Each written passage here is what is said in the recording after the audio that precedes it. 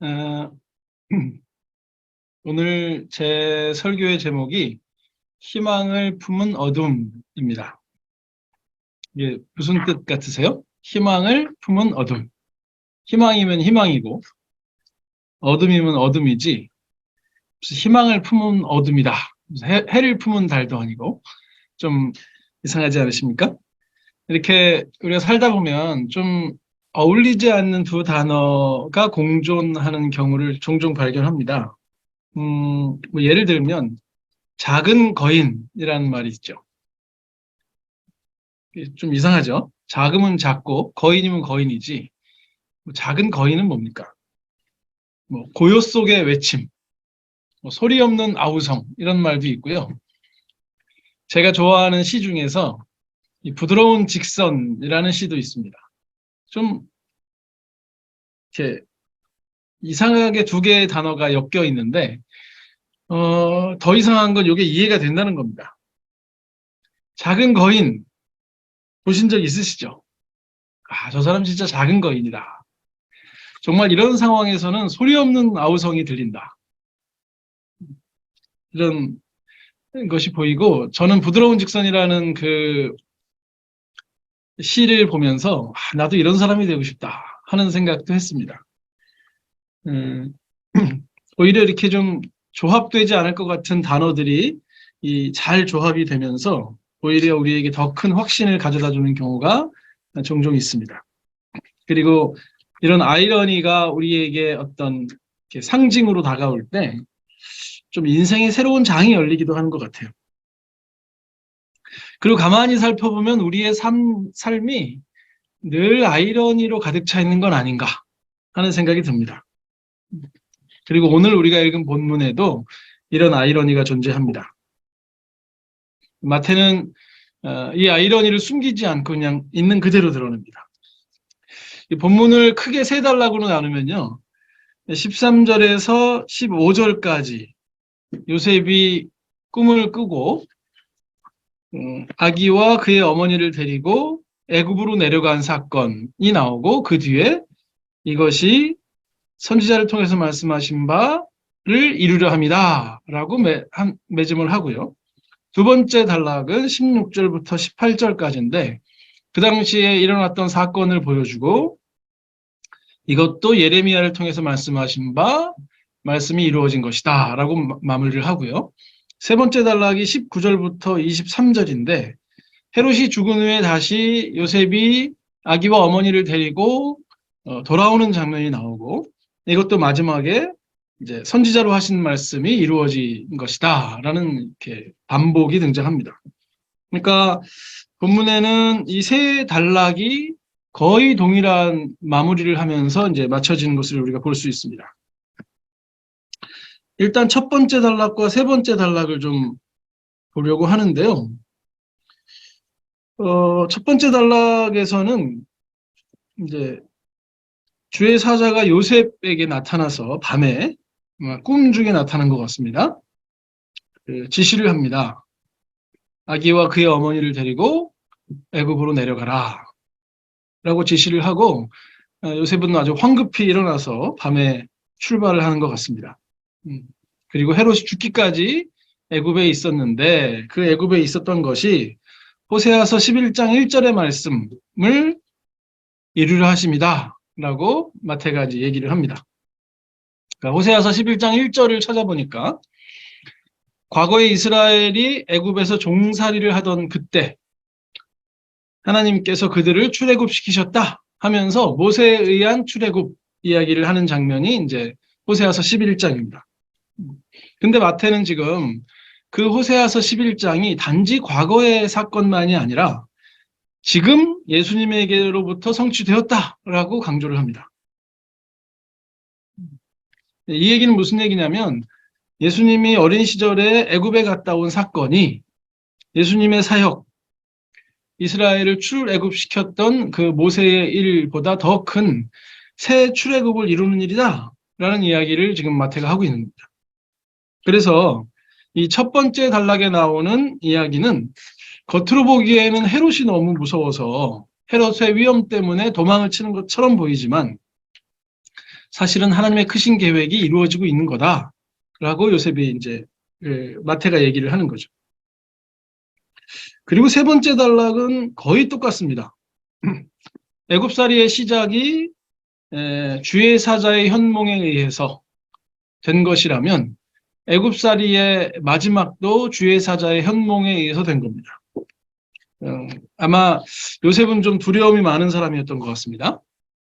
사실 마리아가 임신을 했을 때 주의 사자가 그때도 꿈에 나타났죠. 그래서 두려워하지 말아라 라고 얘기를 합니다. 지금 애굽에서 다시 이스라엘 땅으로 돌아올 때도 상당히 두려워했던 것 같고요. 그래서 이제 지시가 있어서 갈릴리 지방으로 갔다. 그런데 이조차도 요셉의 두려움조차도 하나님께서는 사용하셔서 하나님의 크신 계획을 이루었다. 선지자가 말씀하신 바 나사렛 사람이다 하는 것을 이루려 합니다. 라고 얘기를 합니다. 이 첫 번째 단락과 세 번째 단락은 상당히 유사합니다. 등장인물도 거의 똑같죠. 그리고 나타나는 일도 거의 비슷합니다. 그래서 이 첫 번째 단락과 세 번째 단락을 통해서 우리가 얻을 수 있는 교훈은 상당히 분명합니다. 예를 들면 우리 일생에서 만나는 여러 가지 어려움은 그 어려움을 주는 대상이 위대해서가 아니라 하나님의 뜻이 이루어지는 과정이다 하는 걸 보여줍니다. 그러니 그 어려움에 우리의 초점을 빼앗기지 말고 하나님의 크신 계획에 우리의 초점을 맞추어야 된다 라고 우리가 이해할 수 있습니다. 또 이때 순종했던 요셉처럼 우리도 순종하면서 주님을 따르면 된다. 물론 우리도 요셉처럼 두려움 때문에 좀 망설일 때도 있고 가야 할 길을 덜 갈 때도 있지만 그조차도 하나님께서 사용하셔서 계획을 이루어 가실 거다. 그러니 염려하지 말고 하나님께 순종하며 살자. 뭐 이런 이야기들이 이제 첫 번째 단락과 세 번째 단락에서 우리가 이해할 수 있는 내용들입니다. 그런데 한 가지 피할 수 없는 질문이 있습니다.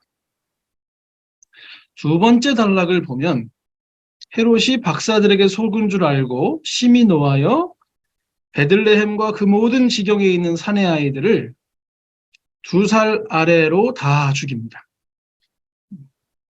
그리고는 그것이 예레미야 선지자의 말씀이 이루어지는 과정이었다라고 얘기를 합니다. 그러면 선지자의 말씀이 이루어지기 위해서 당시에 2살 아래 사내들이 다 죽은 것이 정당한 일인가 하는 질문을 우리가 하지 않을 수 없습니다. 하나님의 말씀만 이루어지면 2살 아래 아이들 아무것도 모르고 아무 잘못도 없는 이 아이들이 죽는 것은 정당한가요? 뭐 어떤 사람들은 당시 베들레헴 근처에 한 1000명 정도의 사람들이 살았고 추산컨대 한 20명 정도의 아이들이 죽었을 것이다 라고 추측을 합니다. 그런 추측을 하는 주석들을 읽으면요. 그래서 20명은 괜찮다는 거야? 라는 반발심이 생깁니다. 20명이 적은 숫자입니까? 여기서 눈 딱 감고 나는 하나님 편이야. 하나님의 뜻이 다 있으시겠지. 라고 말하기가 쉽지 않습니다. 아직 제대로 걷지 못하는 아이들이 죽어가고 있는 모습을 상상해 보십시오. 또 그의 부모들이 절규하고 있는 장면을 상상해 보십시오. 그 상황에서 예수님만 쏙 빠져나가서 살아야 됩니까? 이게 다 같이 살려줘야 되는 거 아닙니까? 하나님의 말씀이 성취되기 위해서 이 애들이 죽는 건 어떻게 할 겁니까? 저는 이 본문을 그냥 지나칠 수가 없더라고요. 성경이니까 뭐 다 옳다. 라고 그냥 쉽게 지나갈 수 없는 본문이었습니다. 이런 질문들을 합니다. 하나님, 이 아이들은 왜 죽어야 합니까? 이 아이들이 죽어가고 있는 현장에서 절규하는 부모들을 보시고도 이 아이들을 살려주지 않으셨습니까? 그저 이 상황에서 예수님만 피하면 되는 겁니까? 헤롯이 죽는 게 더 낫지 않을까요? 하나님이 나타나셔서 헤롯을 죽여버리시면 되잖아요.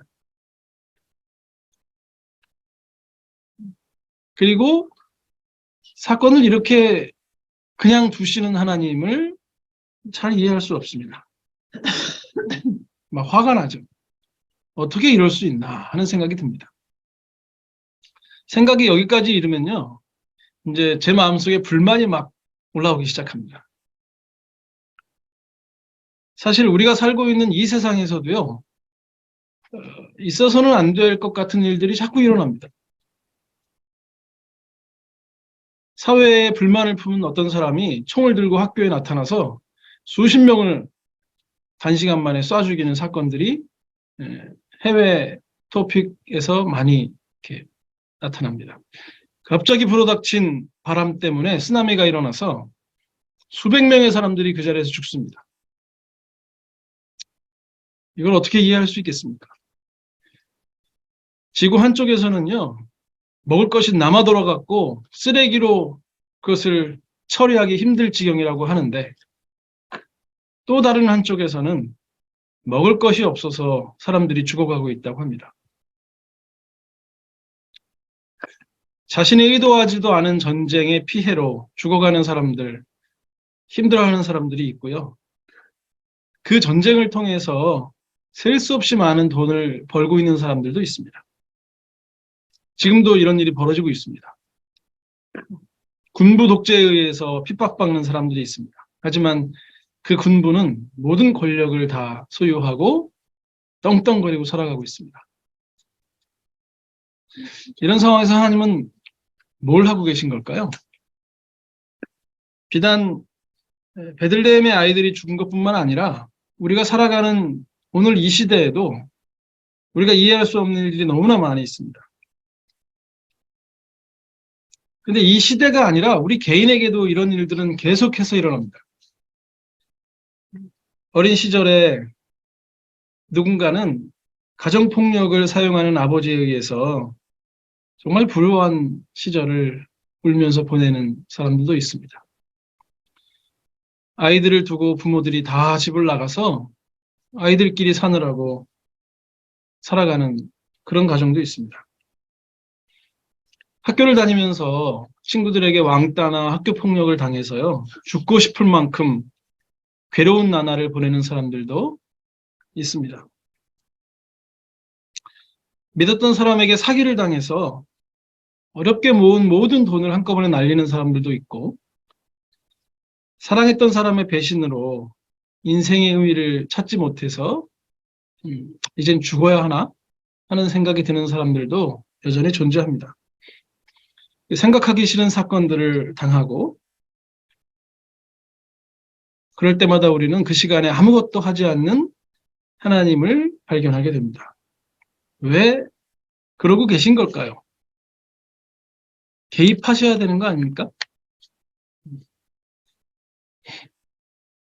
어쩌면 오늘 이 시간에 이 설교를 듣고 계신 분들 중에서도 지금 그 아픔의 터널을 지나고 계시는 분이 있을지도 모릅니다.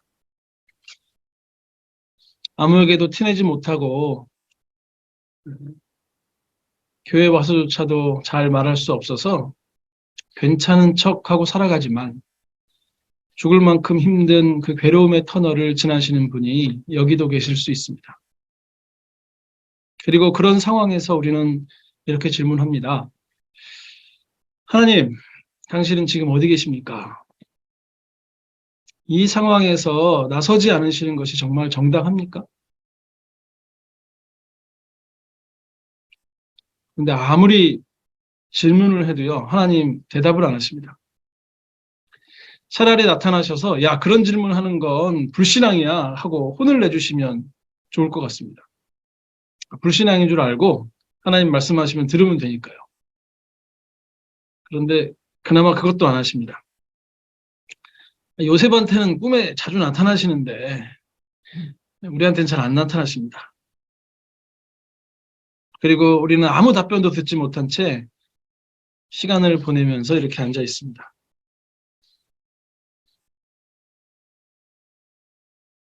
그런데요, 이상하게도 우리는 이 자리에 아직도 앉아 있습니다.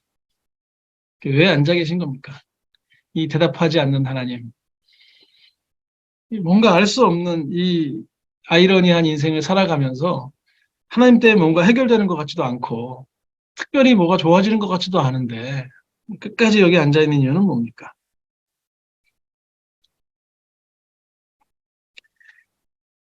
그리스도인들, 그리스도를 믿는 사람들은 결코 상처가 없고 아픔이 없는 사람들이 아닙니다. 그리고 우리가 믿는 하나님을 아주 명확하게 이해하거나 그 하나님을 명확하게 설명할 수 있는 사람들도 아닙니다.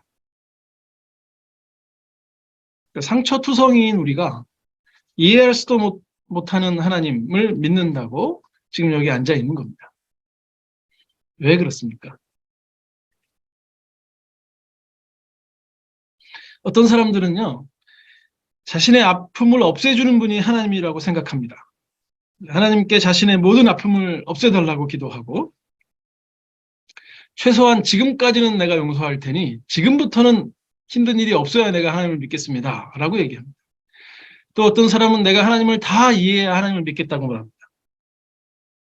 내가 이해할 수 있는 하나님이 아니라면 내가 믿을 수 없다. 라고 말하면서, 자신의 상황을 다 이해시키라고 하나님께 땡깡을 핍니다. 그런데도 하나님은 여전히 나타나셔서 어떤 대답을 하지 않으십니다.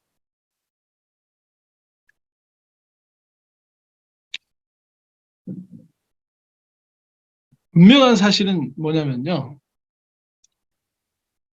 이렇게 엄청난 상황에서 그것을 막지 않고 가만히 계셨는지 우리가 이해할 수 없다는 겁니다. 더욱 놀라운 것은 이 이해할 수 없는 상황을 성경은 굳이 기록해서 지금까지 우리에게 보여주고 있다는 겁니다. 지난번에 마태복음 1장 얘기하면서 족보에 감췄으면 좋을 만한 여인들이 나와서 아주 골치다 하는 말씀을 드린 적이 있는데요. 오늘 본문에서도 굳이 안 보여줘도 되는 이 두 번째 단락을 빼고 얘기하면 얼마나 좋을까요? 주님의 뜻대로 갔다 왔다 까지만 얘기하면 우리가 이런 질문 안 해도 될 것 같고 또 안 믿는 사람들한테 이상한 질문 안 받아도 될 것 같은데 굳이 이걸 넣어놔서 우리를 힘들게 합니다. 하나님을 이해하고 싶은 마음이 우리에게 있고요. 하나님이 하시는 모든 일을 이렇게 다 속속들이 그 이유를 알고 싶은 마음이 우리에게 있습니다. 그런데 모두 이해해야 모든 이유를 알아야 하는 것은 아닙니다. 우리 인생은 아이러니로 가득 차 있습니다. 그래서 우리가 이해하지 못하고 받아들이는 것, 받아들이지 못하겠는데 그렇게 살아가는 경우가 참 많습니다. 그걸 받아들이며 사는 게 인생이고요. 우리가 하나님을 이해할 수 없는 것을 인정할 때 하나님을 믿을 수가 있는 것 아닌가 하는 생각이 들어요. 그러니까 이제 생각을 해보세요. 나는 모든 것을 이해하고 모든 이유를 알아야 내 인생을 살아가고 계십니까? 그럴 수 없죠. 우리는 그렇게 할 수 없는 유한한 존재입니다. 모든 것을 이해하고 모든 것을 알아야 하나님을 믿을 수 있을까요? 아닙니다. 우리는 그럴 수 없고요. 그래서도 안 되는 피조물에 불과합니다. 이 말이 그러니까 덮어놓고 믿어라. 그냥 덮어놓고 믿는 수밖에 없다라고 하는 말이 아닙니다. 사실 우리는요. 아주 예외적인 사건을 제외하고는 우리의 삶을 이해하고 있습니다.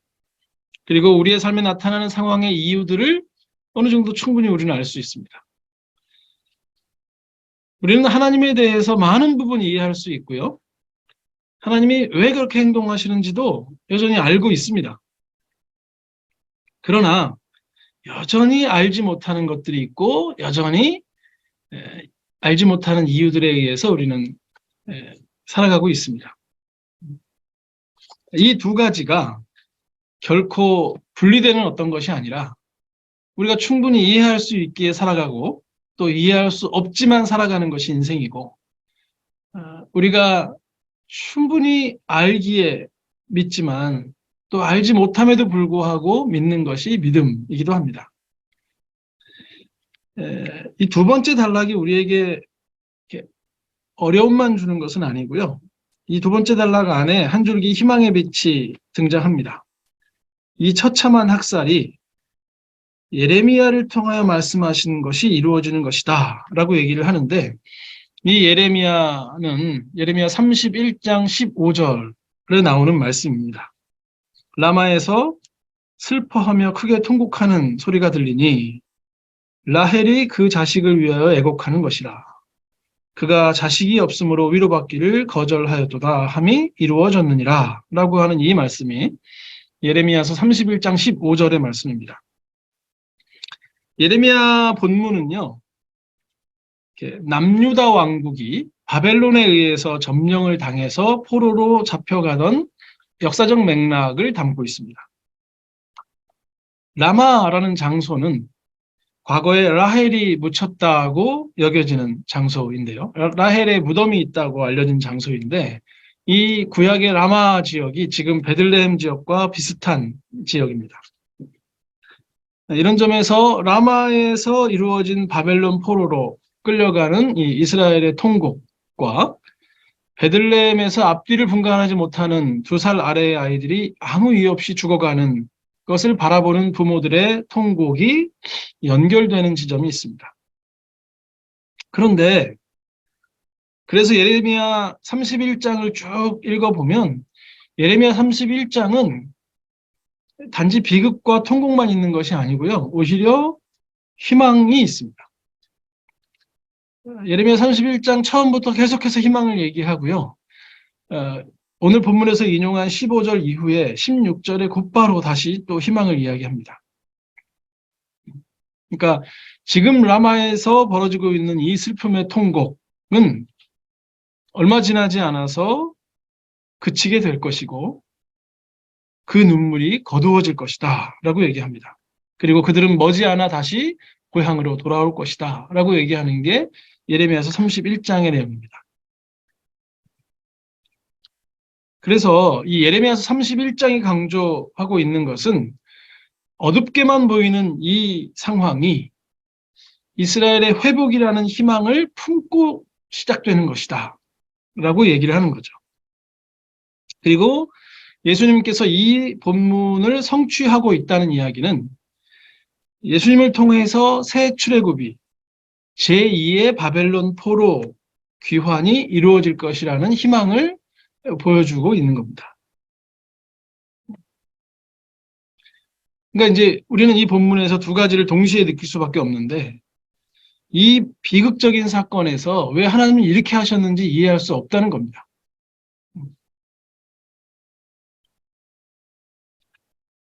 그 비극 앞에서 우리는 이상하다고 생각을 하는 게 정상입니다. 그런 일이 벌어지지 말아야 한다고 소리쳐야 합니다. 그건 사실입니다. 그런데 그런 비극적인 사건을 바라보면서 그저 절망만 하고 있어서도 안 된다고 성경이 얘기하는 겁니다. 우리가 그 비극적인 사건을 다 이해할 수 없지만 하나님께서 자신의 뜻을 이루어 나가고 계신다는 그 소망도 여전히 가질 수 있습니다. 막 머리가 복잡해지시죠?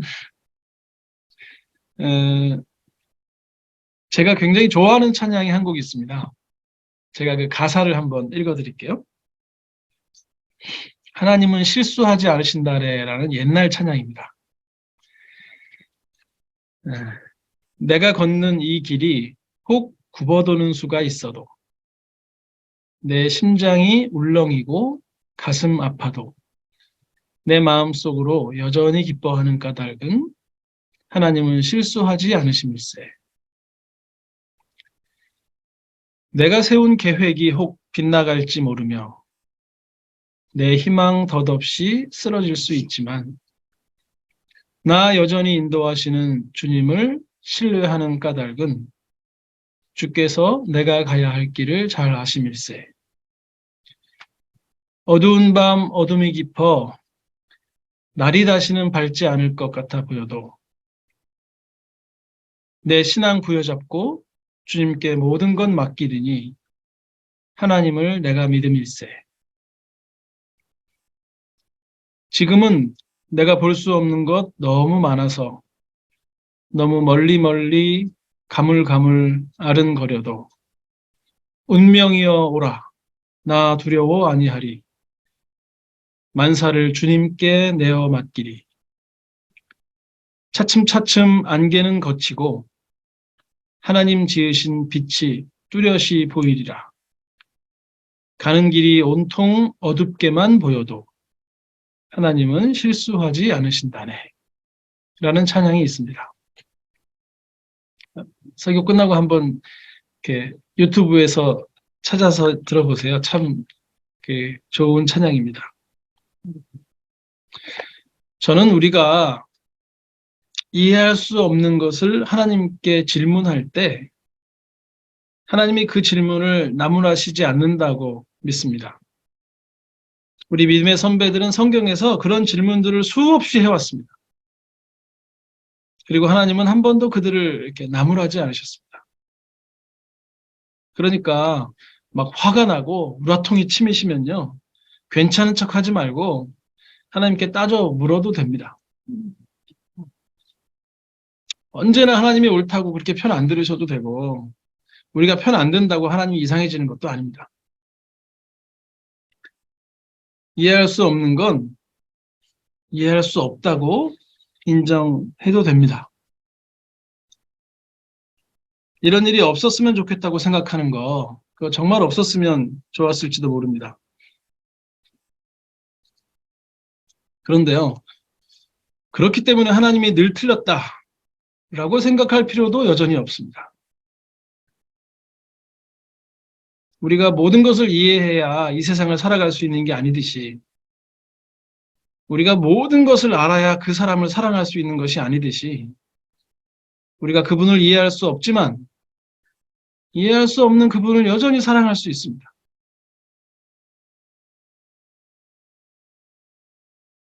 본문에는 우리가 이해할 수 없는 사건이 벌어집니다. 너무나도 강력한 어둠입니다. 베들레헴 주변에 태어난 2살 아래의 어린 남자아이들을 아무 이유 없이 다 죽이다니요. 있을 수 없는 일입니다.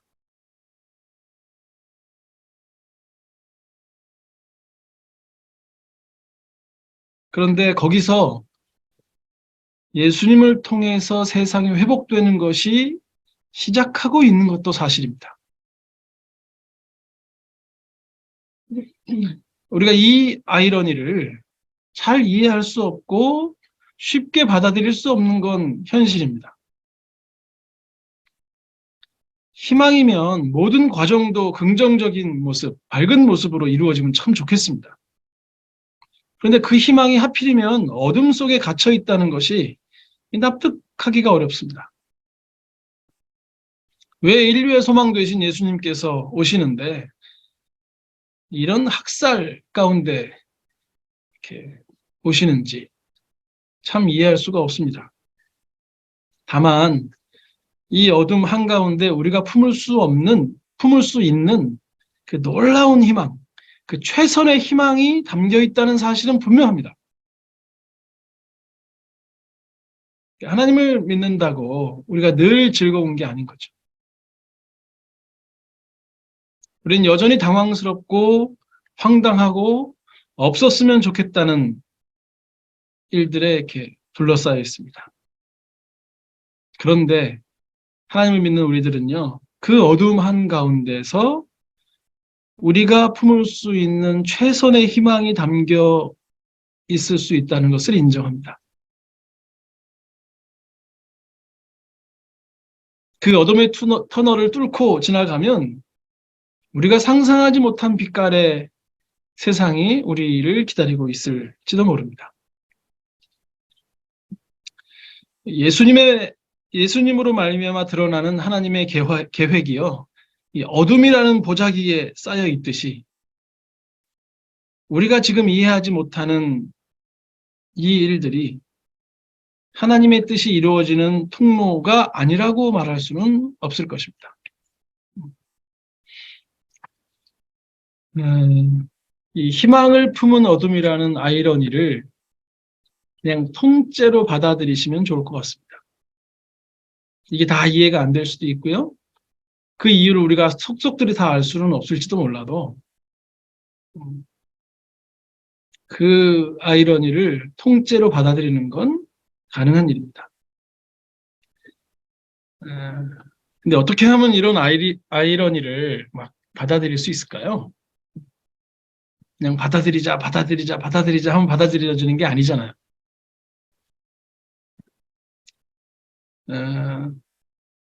제 생각에는요, 우리의 소망을 주님께 둘 때 이 일이 가능한 것 같아요.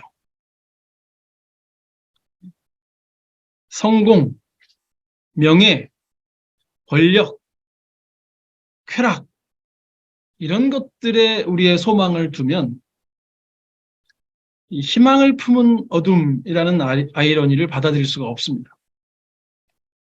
그러나 우리의 유일한 소망을 하나님께 두면 이 아이러니가 통째로 그냥 받아들여지는데 굉장히 가능해집니다. 우리가 여기 살아가고 있는 이유가 우리의 목적을 이루기 위해서, 좀 더 편하게 살기 위해서, 더 많은 것들을 위해서 사는 것이 아니라 하나님의 뜻 가운데 그분의 뜻이 이루어지는 과정 속에 우리가 살아가고 있다는 것을 믿으면, 그래서 우리의 유일한 소망이 우리의 어떠함이 아니라 하나님의 어떠하심이라는 것을 우리가 받아들이면, 그러면 우리가 이 아이러니를 그냥 통째로 받아들이기가 참 좋을 것 같습니다.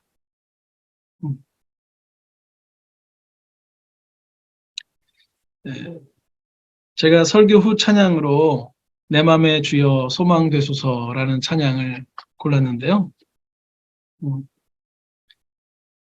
제가 언젠가 죽으면 저희 자녀들한테요, 장례식장에 이 노래를 틀어놔라 이렇게 유언을 해놨습니다. 내가 죽거든 내 장례식장에는 이 노래를 틀어놔라. 음, 이 땅에 소망을 가지고 살아가는 것이 아니라 주님이 우리의 소망 되어 주셔서 살아간다면 가끔은 이렇게 고통을 통해서 찾아오는 하나님의 축복을 우리가 조금 더 넉넉하게 여유롭게 받아들일 수 있지 않을까 하는 생각을 합니다. 네, 같이 기도하겠습니다.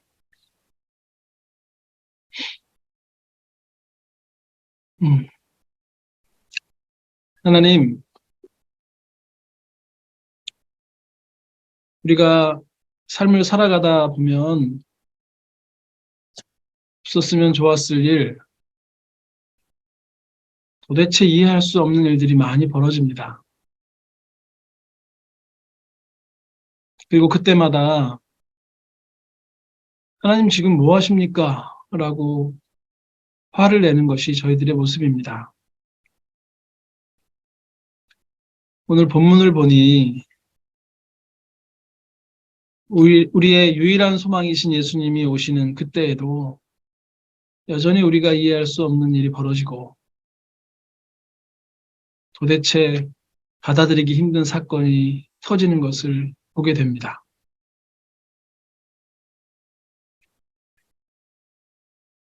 저희들이 삶의 이유와 목적을, 그 소망을 이 땅에 두지 않고 하나님께 두며 우리 앞에 일어나는 이 모순들을 받아들이며 살아갈 수 있도록 우리 안에서 일하시고 우리를 이해시키시고 우리를 사랑한다고 말해 주십시오. 그래서 모순들로 가득 찬 세상을 살아가면서도 여전히 하나님의 희망을 품고 여전히 하나님의 나라를 꿈꾸며 살아갈 수 있는 우리들이 될 수 있도록 인도해 주십시오. 예수님의 이름으로 기도합니다. 아멘.